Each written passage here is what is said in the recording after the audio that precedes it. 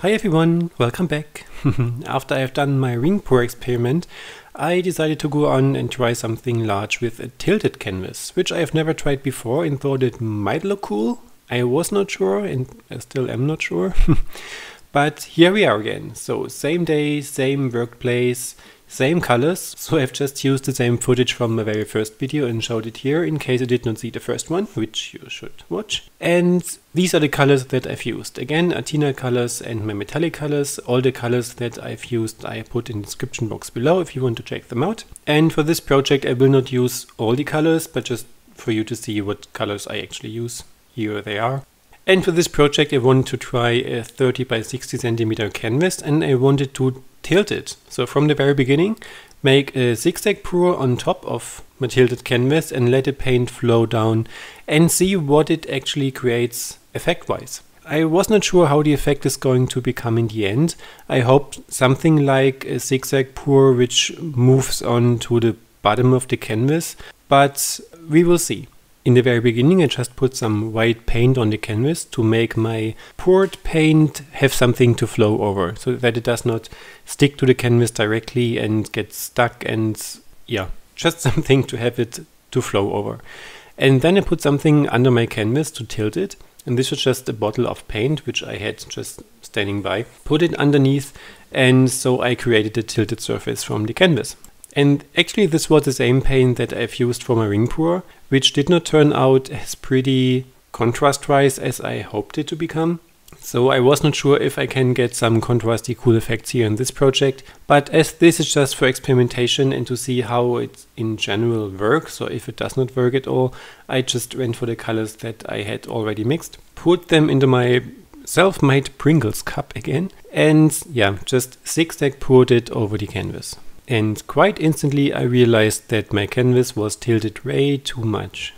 So although the paint made some nice unexpected results, it ran down the canvas way too quickly, and so it more or less stretched itself and had some awkward shapes, and I still had so much paint left in my cup, and I wanted to achieve somewhat color transition, so that I decided to put something smaller underneath my canvas to have it not tilted that much.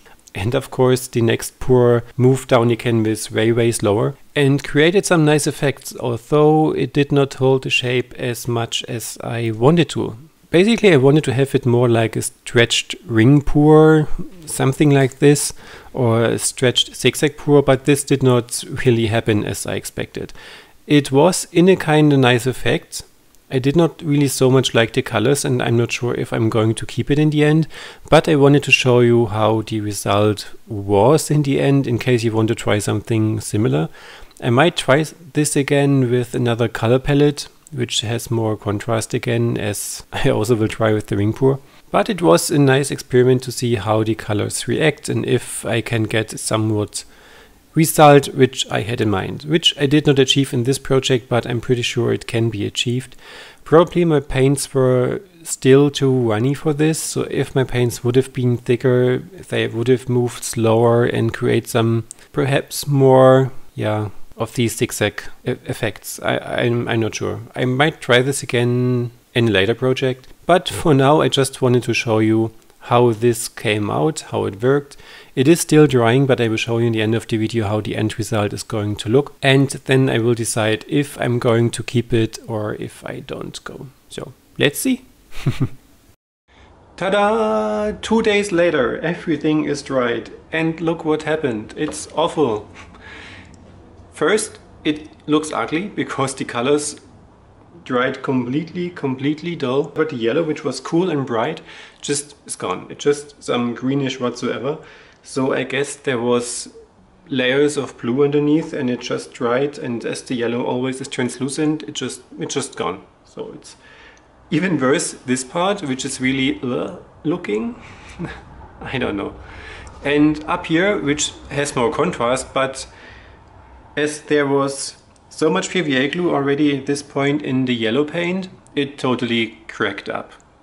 And it must react in some way with the paint that it cannot hold its structure anymore. So you can really see these many cracks here, and the cracks go down towards the surface of the canvas. So you can really see there is a gap with half a millimeter of paint or something.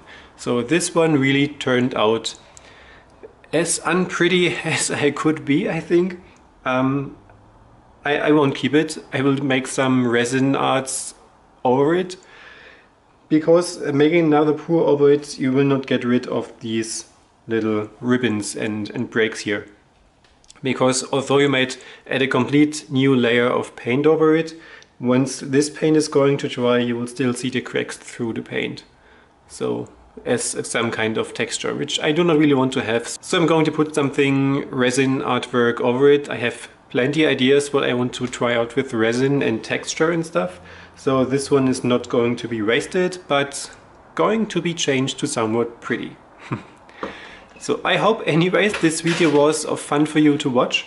Probably you've learned something. I for sure did learn something, to not add too much PVA glue to my paints. If you're new to my channel and you liked what you've seen in this video, please make sure to subscribe and also have a look at my other videos. Not all of them are fails, most of them are kind of pretty.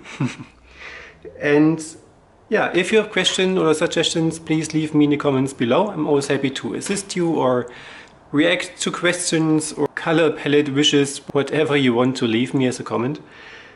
Thank you for watching, until next video, and have a great day. Bye bye!